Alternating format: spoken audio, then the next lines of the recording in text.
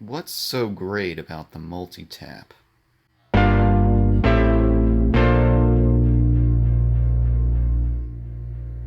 When did I get this, huh? This thing's got 2000? so much weight to it. Just the bass and the pixels, the fuzziness of them. There's so much more information. I realize that I'm losing when I go back to my LCDs. We're running Mainbox and Moon Patrol, obviously. But yeah, temporary filming location we got going on here. But yeah, let's get to the comments. Come on, hello. There we go.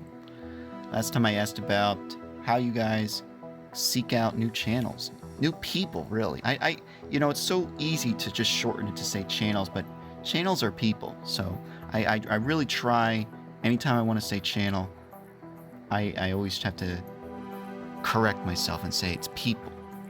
Oops, let me go back. So Jason Vectrix writes, I used to do that as well to find new channels, bounce around on who comments. I used to hang out in streams too, and just click away on everyone to see what they had on their channel. After about 75 subscribers, I stopped doing that, as with most channels, it turns into drama, podcast, clickbait, Patreon, and quit collecting, or this is too much, quit gaming, etc. It does kind of run into each other in the end, and especially when people don't have the, I don't know. Patreon, I guess, is fine, but I feel like, especially with people trying to build subscribers, view counts, etc., it feels very selfish, you know? You can use Patreon like a tip jar, I think. I don't know. Right now, I feel kind of weird about it. Maybe if there were more people that would avidly watch. I do enjoy the people that watch, though, and comment. So we're getting into the weeds here. Continue. My subscription list is low now, but I stick to the hobby channels because it's more real content with more real thoughts. I've left a lot of channels. Reselling doesn't do it for me. I think seeing odd stuff or the continuation of collecting only keeps me around for some channels. Hopefully that includes mine. I've been slowly switching to more space and science channels, documentaries, channels that take an odd look at certain topics not normally discussed. Yeah, I do enjoy the Novadocs, so which is a very good public broadcasting service series. Check it out. Sometimes they have their documentaries online for free, and you can get them elsewhere if you know how. Gaming for me, with 1,000 new homebrews and 1,000 different emulation machines built yearly, product reviews, videos just for views. The whole YouTube gaming scene just doesn't do it for me anymore. But I think you nailed it. Thoughtful comments and caring about a topic and actually absorbing the content and using your brain. Critical thinking skills. More so than facts. More so than, algorithms. I'm not talking about YouTube here, people. I'm talking about how to use your brain and how to use what you've learned to decipher information and not just reacting and not getting swept up in that whole news cycle. We're getting off in the weeds, but Jason Vectrex always writes good comments. Check him out. Maybe you'll like some of his vids too. So, Lightsaber Samurai writes, I used to like finding new channels through live streams, but sadly YouTube took that feature away. And thanks for the shout out and great idea for a video. I always want to answer comments at the end of my videos, but I felt it made them drag. Yeah, it's kind of hard figuring out what you like and what your audience likes. I always say, like, I make videos for me, and if my audience sticks around, that's a plus. But it is depressing, when you don't get the kind of response, or it's kind of it cheers you up when you get a good response from the audience. So in live streams, I rarely hopped in on those, so I'm not really familiar with how to browse channels using that, but yeah, I do know. I don't even really use Twitch, but I know some people they'll shout out their YouTube channel on the Twitch stream. Majora T. How do I discover new channels? Why? What do you think's of course? Well, you go to my Game Finds Unlimited for formal shout outs. So that's a little plug there. I always fall victim to my subscription feed, so I haven't been discovering channels in a reliable way lately. Don't feel guilty about that. You know, this wasn't a topic to make you feel guilty. I just was looking for ways, interesting ways, fun ways that people discover new channels.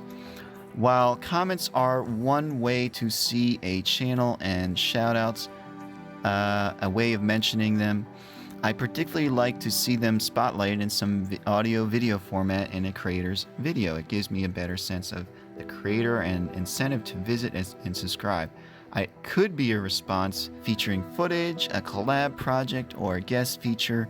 These kinds of efforts go above and beyond the typical mention. I do like your method, though. I'm going to dabble with it. Well, that's good. But yeah, definitely collabs will clue you in on somebody who has similar interests as the person you're watching, that guy or gal. You might go like, hey, you know what? I never heard of this person. They're interested in the same topics. I like their style. Maybe they have some interesting stuff on their channel. I'm gonna go check it out. I do like collabs, and I've been trying to get a collab with another YouTube person for like, I don't know, like 2 years now. But it's difficult to arrange that. There's schedule conflicts. We got Dead Thumb writing in. New content is easy to find. The illustration you gave makes you one of a kind, a rare breed, community player indeed. Thank you, thank you, thank you. What I do, I no longer do, as the spoils generally go to the found, not the finder. I don't know. He's hinting at something there. Hashtag make YouTube great again. Yeah, in some ways.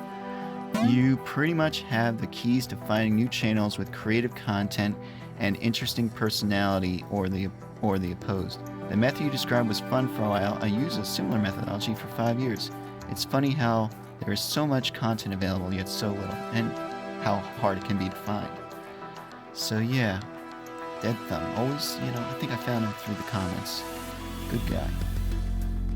I'm debating whether to keep this around. Right off the bat, I have no friends. So the choice is obvious, right?